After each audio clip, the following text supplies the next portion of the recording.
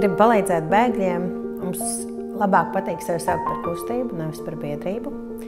Tāpēc, ka mēs sākāmies kā kustība 2015. gadā. 2015. gadā bija tā sauktā bēgļu krīze, kuras rezultātā Latvijā nonāca diezgan daudz cilvēku no dažādām valstīm. Un kopumā mūsu valstī nebija izveidojušies tāda sistēmiska izpratne par to, kā palīdzēt patvērumu meklētājiem. Diemžēl man ir jāsaka, ka pilna mēroga kara darbība Ukrainā kopumā Latvijas sabiedrībai ļāva vai lika paskatīties uz bēgļiem ar citām acīm, nekā mēs to darījām līdz šim.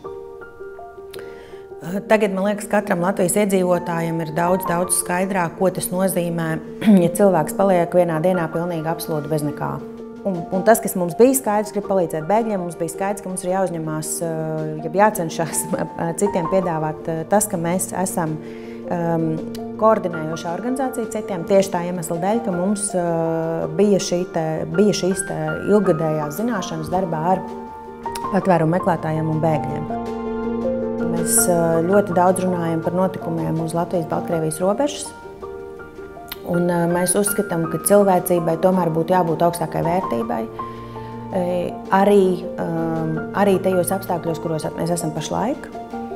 Un mūsuprāt, Latvijas sabiedrība var labāk, Latvijas valsts var labāk. Un mūsuprāt, nevienam bērnam, neatkarīgi no tā, no kādas valsts viņš ir vai kāda ir viņa situācija, vienkārši nav jāguļ mežā. Ne vasarā, ne ziemā, ne pavasarī, ne rudenī. Un tā ir ļoti stingra līnija, par kuru mēs iestājāmies.